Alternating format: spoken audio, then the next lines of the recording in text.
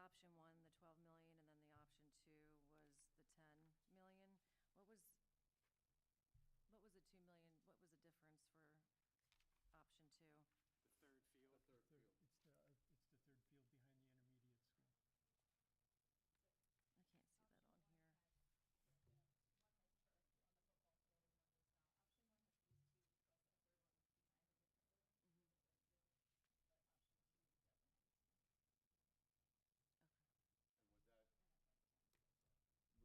One has turf on the football field and one does not. Option one has blue tees, so I think everyone is behind the disabled for the third field, but option two doesn't have turf. Okay. And was that, And that's also behind the disabled. was that for ease of scheduling all the people that wanted to use turf fields?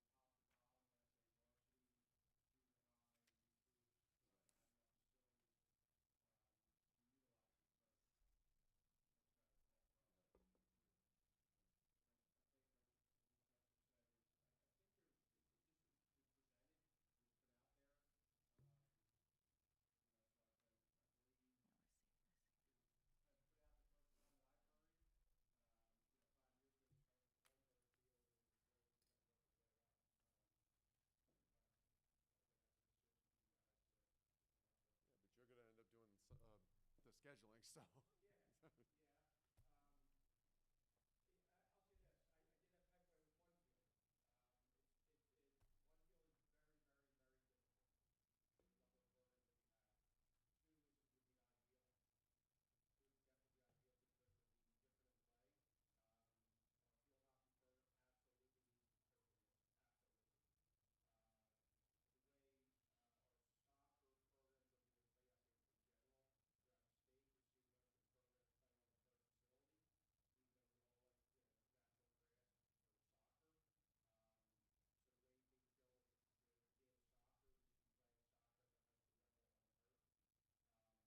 varsity, and I'm just looking at varsity, high school. As you start breaking it down through your junior high, middle school, you're now looking at a possibility of, a total of 8 different teams who play to stretch the whole program. If you look at the time schedules, starting, you're able to start at 2:45 when the school's letting out, when B or kids are getting ready. You start 2-hour practice from high school getting junior high, because you want the kids home to get some study time in. You have at 5 o'clock, 5:30. How do you share those fields?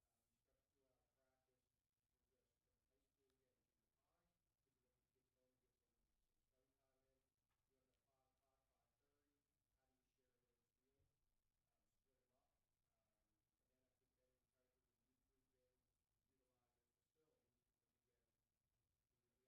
And then I think then you try to bring the youth group in to utilize those facilities, because again, the idea of the turf facility is use it as much as possible. That's when I think the group is saying, let's hear about a turf field program like this. And then that's when the baseball, softball kind of came into play. A lot of the trend is starting to go softball. Softball was the first, but it's starting to go softball gaining popularity and playing on turf facilities, and then baseball's following, probably because of the size of the field, obviously. Sometimes turf is larger field. So I think that's where that thought process is going, and a third field is coming out. Okay, thank you. I know we have to wrap up. Before we close this, can I just confirm, with Title IX compliance, does sharing that field across the street between baseball and softball give us any kind of Title IX compliance issue? I think it puts you closer. It's going to put us closer to that, because if you're calling it a softball, then you have the 100 junior high one across the street. Mm-hmm. But right now you're at, like, I would say, it'll say 1.5 and then 2.5, because Mm-hmm. we're still not We have there. not, that does not resolve a Title IX issue for us. Yes. Yes, in my opinion, I think we're still not there yet. Okay, I don't know if that's something we need to look at and present what would help to fully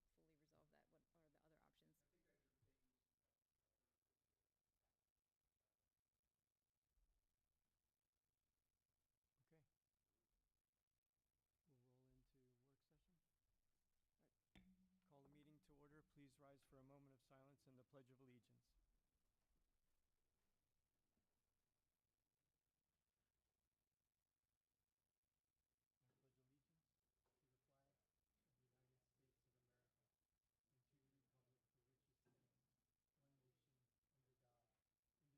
stands, one nation, under God, indivisible, with liberty and justice for all.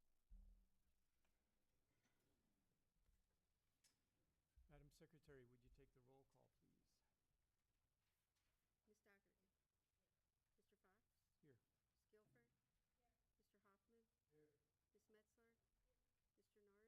Hoffman? Ms. Metzler? Mr. Norris? Mr. Rossi? Mr. Trotty? Mr. Zimmerman? 8 present, 1 absent. Thank you. That takes us to visitors' comments for agenda items only. Again, just to explain for the public, we limit each speaker to a discussion, so it's a little contrived, but we'll try to address any points raised later during the meeting in either board comment or administrator comments. So with that, I'll open it up. Do we have any visitors' comments for agenda items only, please? Okay. Do we have any presentations? Nope. And information items? Okay. So I'll read the presentation of agenda items for next week's meeting on February 17th, the regular monthly public meeting. Item A, that the Octorara Board of School Directors approve the resolution to request a public school facility improvement grant for $5 million from the Commonwealth of Finance Authority to be used for HVAC upgrades for the Octorara Middle School. Item B, that the Octorara Board of School Directors, as members of TIPS USA, approve the procurement of Schneider Electric for an investment-grade audit and grant support services under the TIPS Master Agreement Contract Number 220104. Item C, that the Octorara Board of School Directors approve the release and assignment agreement with Travelers Casualty and Surety Company of America for the proof of loss claim dated October 13th, 2025. Item D, that the Octorara Board of School Directors approve hiring 2 students from Animal and Plant Science Technology for the Student Educational Co-op program for 1 hour each per day, including weekends and breaks, in the district calendar at a rate of $15 per hour. Item E, that the Octorara Board of School Directors approve the OASD Emergency Operations Plan. Item F, that the Octorara Board of School Directors approve the addendum with School Operations Services Group for the extension of business office consulting services for vacant Act 93 positions in the business office. Item G, that the Octorara Board of School Directors approve the following overnight trips: February 23rd and 24th, 2026 for the CTE Culinary Program to Hershey, Pennsylvania. April 12th to 15th, 2026, FBLA State Leadership Conference, also in Hershey, Pennsylvania. Item H, that the Octorara Board of School Directors approve the attainment of tenure status for the following professional employee in accordance with Section 1108 of the current school laws of Pennsylvania. Caitlin Cracciolo. Item I, that the Octorara Board of School Directors approve the request for waiver of facility use fees from the Octorara PTO for activities planned on March 14th, 2026.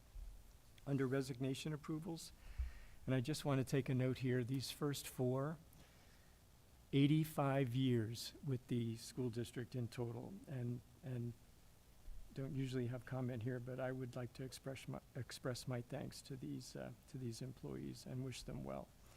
Under resignation approvals, item J, that the Octorara Board of School Directors accept with regret the resignation for purpose of retirement of Miss Nina Twaits as district librarian and STEM teacher at the Octorara Primary Learning Center, effective the end of the 2025-2026 school year.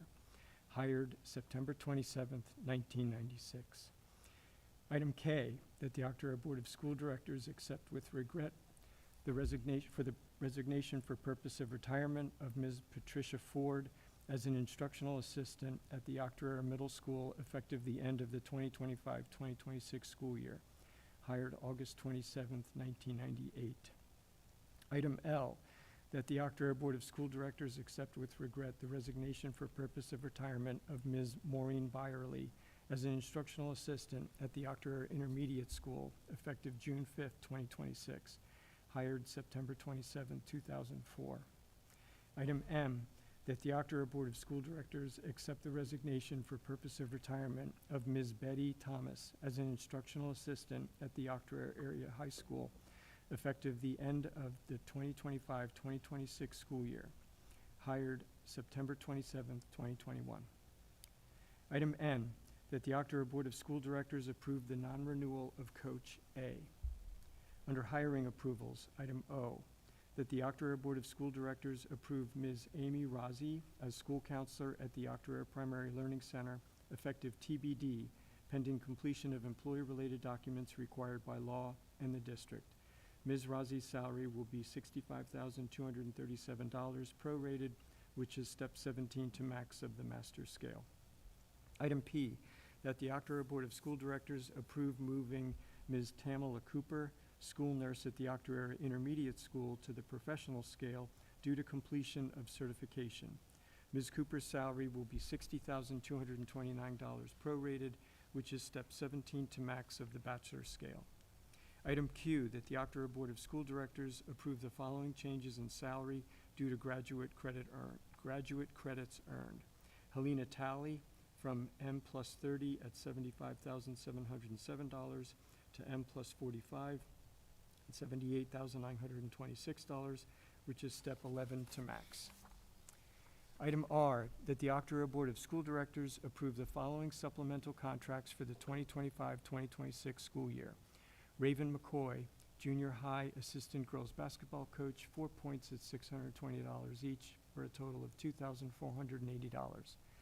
Nicole Kuttner, middle school assistant softball coach, 3 points at $620 each, or a total of $1,860. Any comments or questions about the agenda items? Okay, that takes us to the Facility Finance Committee report. Mike and Jerry? Mike? All right, so today's Finance Committee meeting, we discussed the state of our current budget, as well as some options for taking on new debt. Currently, our budget's approximately $66 million. There's an over budgeting of about $2 million, which we believe is primarily due to anticipated solar funding that didn't come through when the project was abandoned.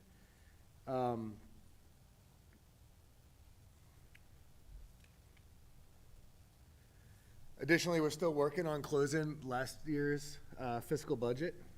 Primary cause of the delay on that is due to new accounting software. What we have in progress right now is to finish closing out that last year's budget, as well as finish the current year's budget. Preliminary budget is expected to be presented in March. Moving on to the debt service proposal, and it's important to note that at this point it is just a proposal. There's two current options for us. Let me back up a little bit. Currently, we have two debts outstanding. We have approximately $28 million that was taken out in 2020 that's callable in 2028, and approximately $14 million taken out in 25 that's callable 2032. There's two proposed scenarios. We could restructure our current debt, take out an additional $15 million in new debt. This will reduce our gross debt service by approximately $600,000, and it stretches the total time that we have paying the debt from 2036 to 2039. Overall, the paybacks will decrease. The time will extend, but the amount paid back will decrease. And then option two is to restructure the debt and take $20 million in new debt. And that will stretch our debt repayments from 2036 to 2041. Both options will give new money for some of the priorities that we have, such as the middle school HVAC units. And they will allow us to cover our budget and shortfalls caused by the $2 million over budgeting previously discussed. That's about it. Any comments or questions? All right, facilities.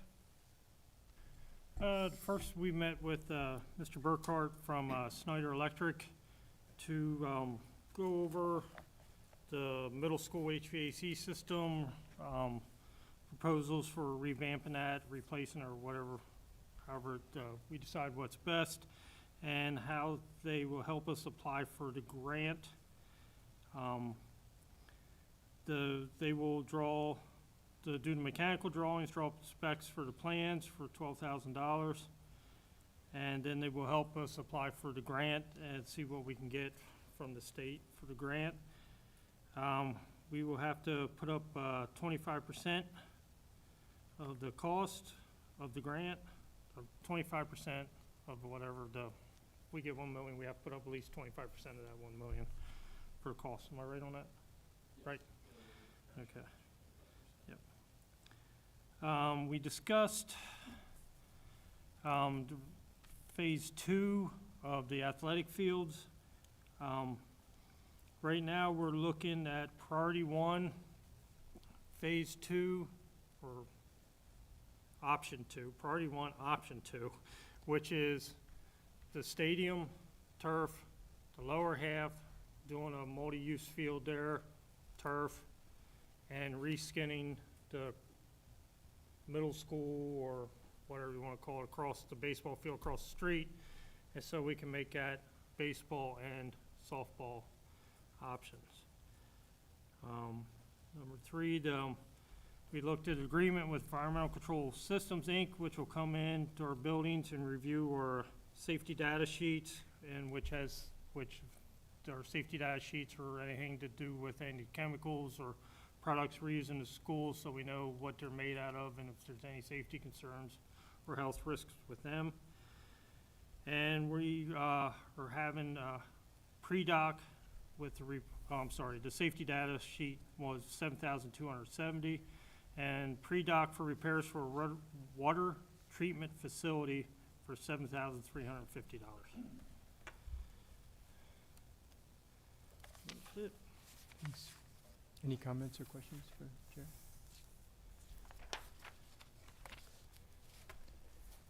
Okay, that takes us to other items or concerns, which after all this time we should just remove because it's never, there's never anything. And visitors' comments in general. Again, we limit each speaker to 3 minutes each, 30 minutes in total. And if you would please introduce yourself and your municipality. Again, this is the time for the board to hear comment, but it's not set up as a dialogue. But we will try to address any points raised later during board or administrator comments. And the only person here other than Steve is my next door neighbor. So Steve, you're leaving us hanging. Do you want to say anything? Okay. Good to see you.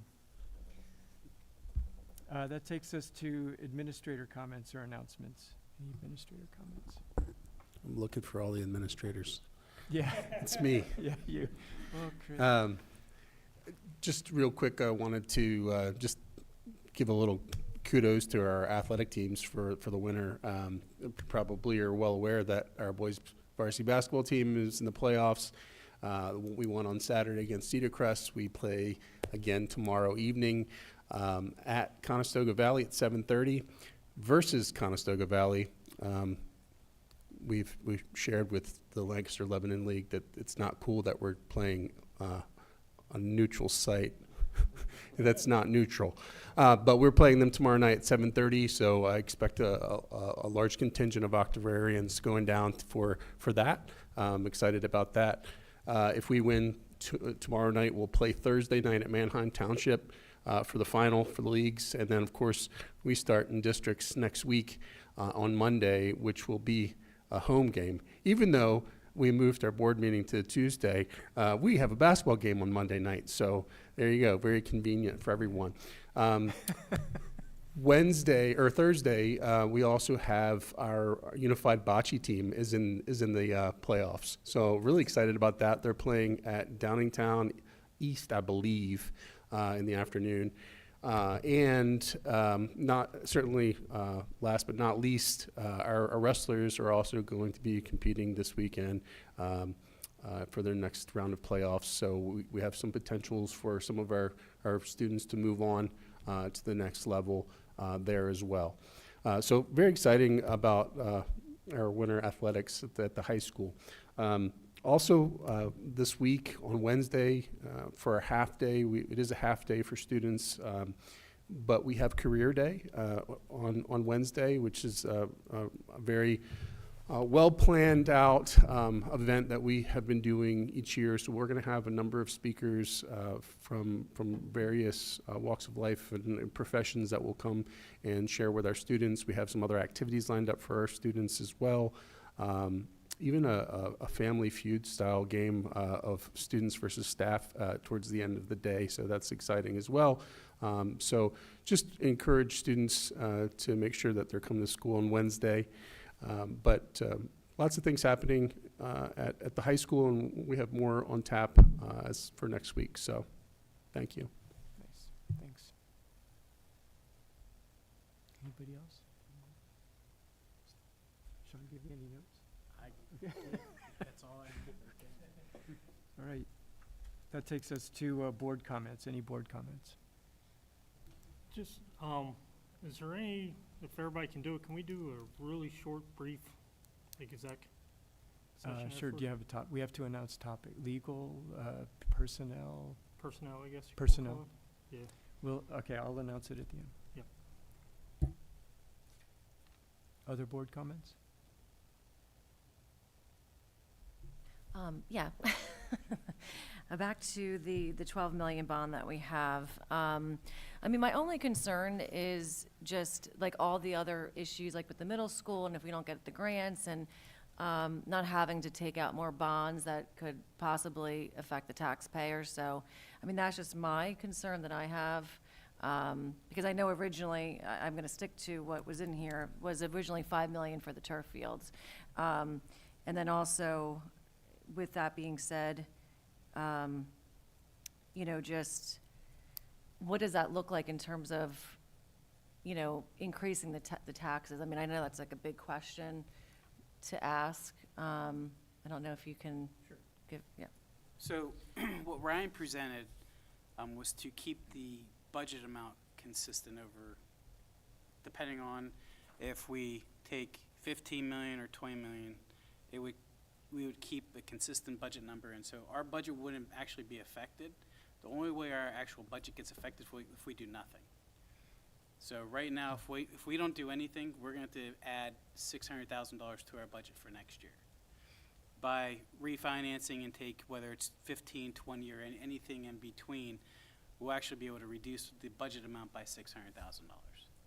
Now, it extends our debt from 2035 to 2039 or 2041, depending on the amount we get.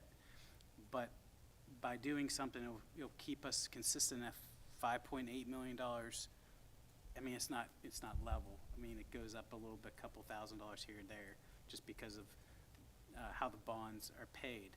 But it'll keep, budget-wise, it'll be budget neutral. The only thing that creates an issue is if we do nothing. How are the bonds paid? He didn't bring that up in terms of, is it like a monthly, yearly, or like? We're budget twice a year. October 1st, that's interest only, and that's Okay. about $500,000. And then April 1st is when the principal plus interest. And the amounts, let me get them. I think it's $5.8 million. Yeah, it's, I didn't know that until actually we attended the meeting the other, last week, that it's twice a year. It's on it's in this pack, and I just can't find it quickly. Oh, you know, just this has a total for the fiscal year. It does, doesn't yeah. have a breakdown. But it does show that the payments are, twice a year, April and October. So it's the Right. two. One's Yep. principal and Right. interest, the other one is interest Right. only. Interest only is October.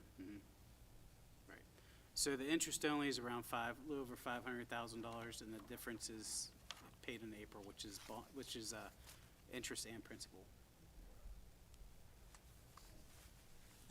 But I think you asked good questions, because to your point, the option that we haven't talked about is don't get any other money, just refinance the bonds so that we lower our payment to what the budget is. But then we would be ignoring the at least 15 million that we need to put into the middle school. So we don't have enough for that anyway. But you have good comment. So pretty much what we did for the finance committee, having Raymond James come in and same with Stephen from Schneider, is just to really lay the foundation, give us, because we're 9 months away from pretty much doing anything. We're 4 months from knowing whether we're going to get anything from the state for the PA facility grant and how much. So all we're really doing tonight and the next couple months is just really seeing where we are financially, seeing how much we need to take out for bonds, whether it's the total amount plus restructuring, refinancing, and then also through the feasibility to see what a new updated costs are. Because obviously the turf fields, we have a more accurate number, but the feasibility study was over a year ago, and those numbers will change. I just want to point out, I believe that he said you couldn't really just refinance what we have and save money because the interest rates are so low when we pull this. Oh, that's right. I forgot that. You're right, yeah. Yeah, they're like, yeah. We got that first batch when it was very low rate. Yeah, I'm sorry, I didn't. And that was when he explained the difference between how the bonds are structured a little bit at a time, and we leave some of that and just restructure some of the debt, correct? Right, and the bottom line is if we do nothing, it's gonna cost us more. If we choose one of these options, it's gonna level everything out, bridge the gap between our budget deficit, and also provide money for the future projects. And we don't have to take out the 15 or the 20, it's not that rigid. When we do actually look at this, ready to sign documents, we can look more closely what we need and take out more in line with that. Okay. Any other board comments? Which turned into a board discussion, but, okay. Then I'll announce the following meetings as we adjourn. The Facility and Finance Committee meeting met earlier this evening, Monday, February 9th at 6 p.m. in this room. Our next Policy and Finance Committee meeting will be Tuesday, February 17th, next week at 6 p.m. in this room. Again, that is Tuesday, not Monday. Our next regularly scheduled board meeting is Tuesday, February 17th at 7 p.m. in this room. Again, Tuesday, not Monday. And our next Education Committee meeting is Monday, February 23rd at 6 p.m. in the hub.